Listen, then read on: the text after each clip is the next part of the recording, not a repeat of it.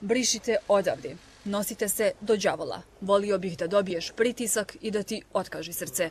To su riječi predsjednika Republike Srpske upućene novinarima. Onim novinarima koji smiju da mu postave direktno pitanje. Uvrede i psovke koje izgovara pokazuju da slobode izražavanja nema. Najbrutalnije uvrede Milorad Dodik je uputio direktoru BN televizije Vladimiru Trišiću.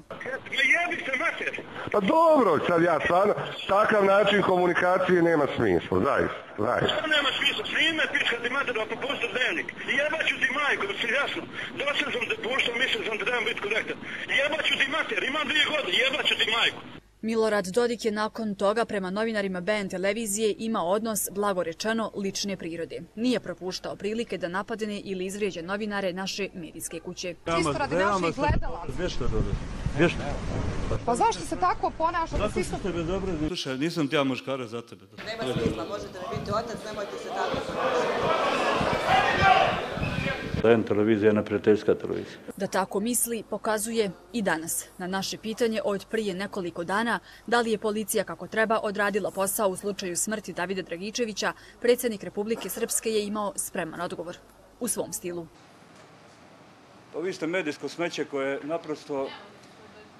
naprosto, ja govorim sa BN-om, ja vam govorim da je BN fabrika laži. Ne samo novinari BN televizije kojima je duže vrijeme bio zabranjen ulazak u Palatu Republike Srpske, već i svi oni novinari koji su slobodni i spremni da pitaju i ono što Milorad Dodik ne želi da čuje, etiketirani su kao lažovi i osobe sa malim mozgom. Neki od vas imaju pileći ili ptičji mozak u glavi koji ne može da razumije ništa. Uživajte u tom svetu vam bilo, to nije za nas, mi to ne konzumiramo i nosite se do đavola.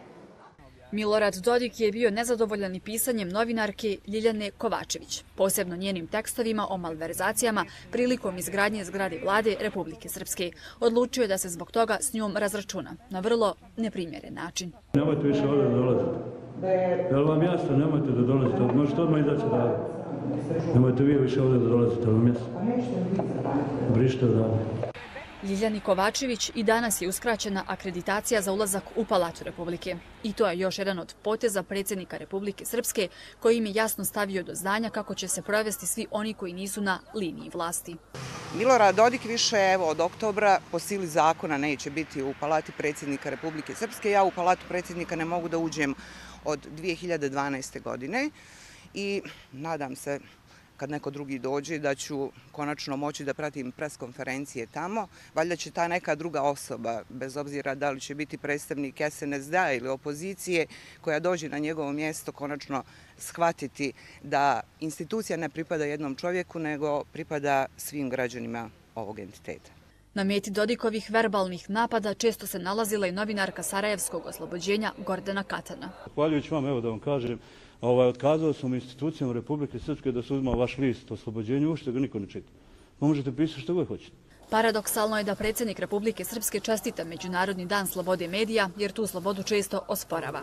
Zato su preskonferencije i nezgodna pitanja postavljena Miloradu Dodiku za one medije koji nisu pod kontrolom vlasti postali događaji sa neizvjesnim ishodom.